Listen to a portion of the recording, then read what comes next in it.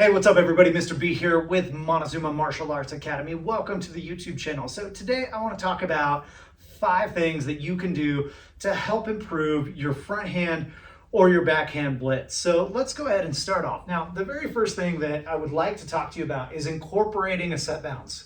So right here, moving, an object in motion wants to stay in motion. So you want to be starting from a position of moving. Now, a lot of people like to talk about how when you're in this set balance that your balance can be timed. Okay, that's true. Now, what I like to use my set bounce for is the fact that they are timing me. So when I'm here on my heels down, I'm going, or if they see me coming up, all right, I'm counting on that actually. Like I want them to time me. Also, this allows me some leeway to control the tempo of the fight. So if they're timing me, they're actually trying to figure out the timing of my bounce. And so I'm going to use that against them to control the tempo of the fight, either to accelerate a little bit, or if I need to, slow the fight down a little bit. Now, the next thing that I want to talk to you about, number 2, all right, is that front foot step. A lot of people, when they blitz, they telegraph their blitz by initiating this movement off the front foot. Okay, so when you go 1, 2, through, you don't want to do that. You actually want to delay that push until that second hand strike. So when I blitz, boom, I just want to fire right here. Okay, I haven't stepped.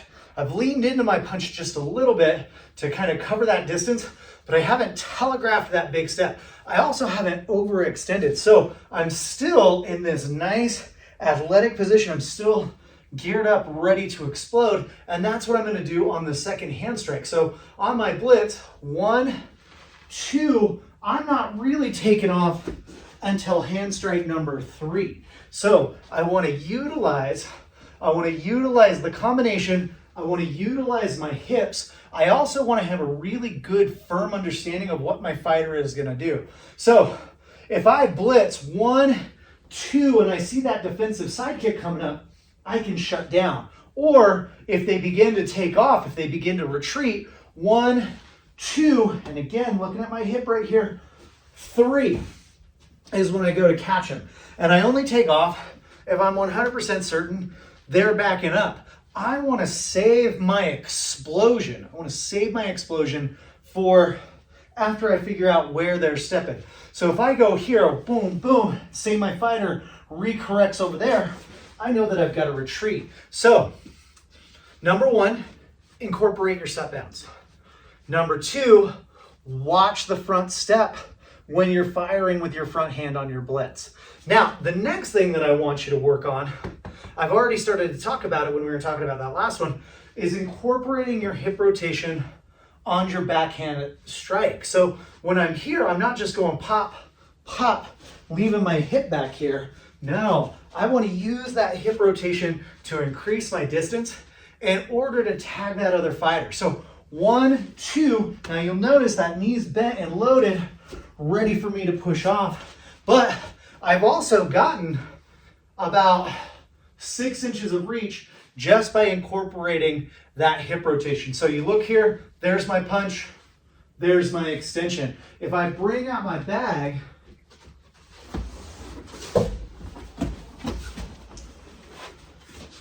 okay, so no hip rotation, hip rotation. Super, super easy there, okay? Use that to really get your distance. Now, you'll notice that I didn't change my front foot at all. I haven't given up. I haven't crossed any sort of threshold. I'm letting my strike do that for me. It keeps me in a much safer position here to be able to turn and shut down if that defensive side kick or that counter punch is coming. So make sure you're incorporating that hip rotation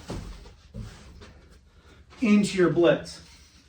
Now, number 4, the other thing that I see a lot of fighters doing is they push too early. So when they're here, boom, boom, they're pushing on the second strike when they should be waiting for the third strike. So we're here, 1, I don't want to be pushing here.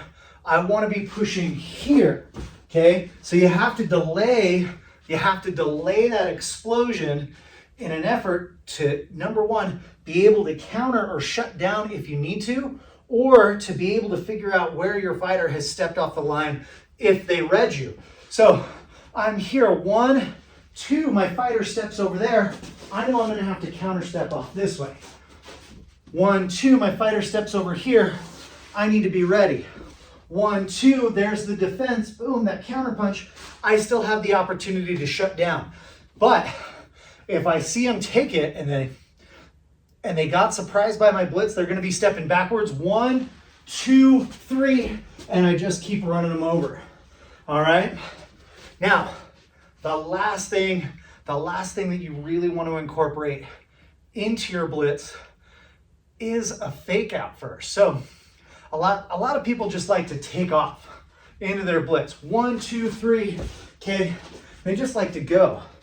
I like to kind of give my fighter a look here. So whether it's, boom, a high fake, a low fake, a reverse punch fake, all right? I want to see their reaction before I commit to a full-on blitz. So when I'm here, pow, okay, there's my high fake, there's my low fake, there's my reverse punch fake. And a lot of that will dictate whether or not I have to step into a dangerous situation, moving into the action zone versus staying out here in the safe zone. So 5 things you want to incorporate. Set bounce, avoid the front step, take off and move your hips. Number 3, incorporate those hips. All right. Number 4 being not pushing too early with that back foot. So 1, holding it until you're ready to explode.